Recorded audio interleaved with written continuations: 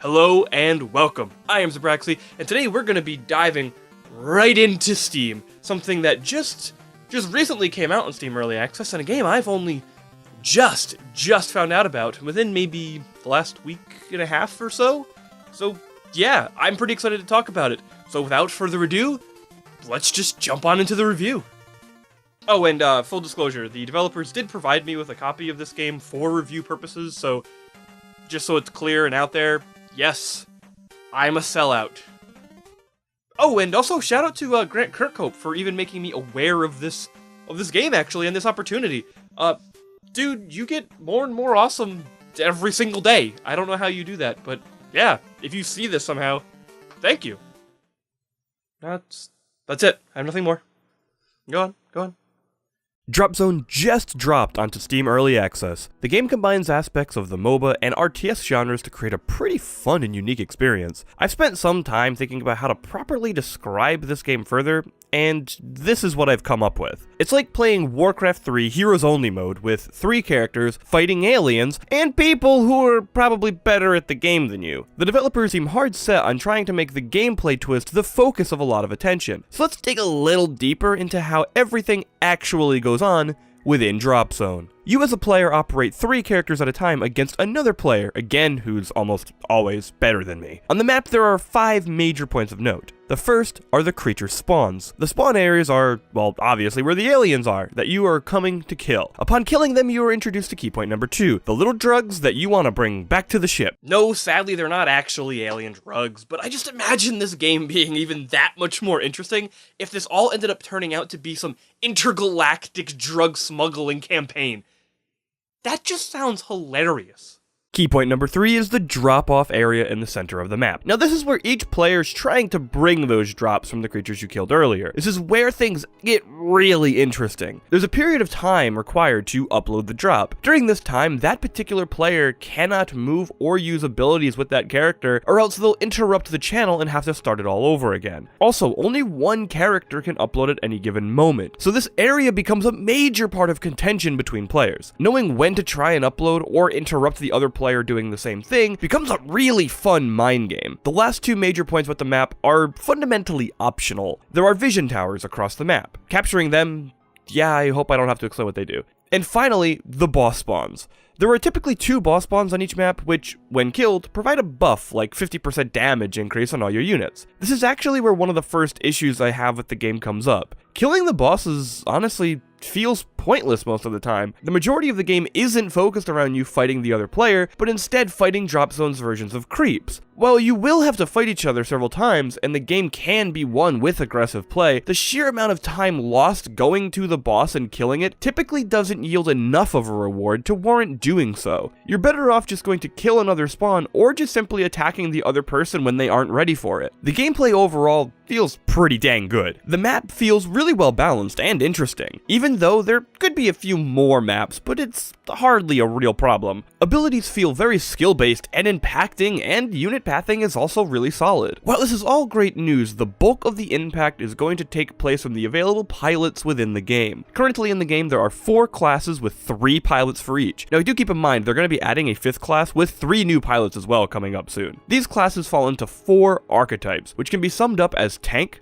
DPS, support, and utility. Now the big high five I have to give Dropzone here is that all of the pilots thus far feel very unique, while also staying true to their class's overarching design. Now where some of the real fun begins is drafting, which pilots are going to be on your team each given match. You can only choose 3 per game, and you and your opponent draft each choice at the same time. This really allows for some people to try and find counters and capitalize on their opponent's choices. It's a really smart way of handling the team building instead of simply having a set team and entering the game with a predetermined squad from the menu. Now do keep in mind that only 4 out of the 12 pilots are actually available out of the box. And honestly, I really hate that. This design choice is one of the reasons I never liked games like League of Legends, while preferring titles like the early Heroes of Newerth and Dota 2. Having access to more characters provides a very clear inherent advantage. Granted, the argument could be made that if all 12 pilots are balanced well, then it doesn't matter. However, where the advantage comes in isn't simply from a pilot's power, but simply the ability of having the choice of a particular pilot at all over somebody else. One of the worst feelings is seeing your opponent pick a pilot and you know that you could counter it, except you don't have that pilot unlocked yet. It's something I've never enjoyed, even in free-to-play games, and if you don't like this kind of stuff, then be aware about it. Now granted, you can unlock these pilots through play since you're given a currency to spend on pilots and other unlockables. Currently the rate at which you get these coins is pretty good. As a frame of reference, it seems like you can unlock a pilot far faster than you could ever unlock a champion in League of Legends purely through play. Thank God. So pilots aren't the only unlockables though. You can also buy and equip parts for each of your pilots as well. And this is super fun. There are a ton of different options that allow you to really customize each of your pilots significantly more. It also keeps you on your toes because you don't always fully know what you're about to fight in any given game. You'll always have a general idea per se, but there are a lot of variations within that idea. You can give pilots different abilities, different stat modifiers, and other passive bonuses. Now you can get these items through loot crates, which you can either buy with real money or the in-game currency. Now, this is something I'm totally fine with. However, I honestly feel that the pilots should all be available to the player out of the box, and the equipment pieces should be where the microtransactions come in. Having both locked behind currencies is a bit much. Overall, if the boxes are priced properly, then I have absolutely no problem with this system at all. In fact, they even do something cool where you can buy previous loot crates from earlier in the year and even previous years. It gave me a feeling of buying booster packs and then sometimes going back a few boosters to get something that could help you now. This is something I've always thought that Overwatch should do, and hey, Dropzone is doing it, and the idea seems completely fine. Now, there is something very special in Dropzone that I've not talked about yet. Now, if you are anybody who's really into competitive gaming, competitive esports in any way, in any regard, then you understand there's one thing that needs to exist in every competitive game, something that is downright essential. And Dropzone has that Spectator Mode. And it's really good.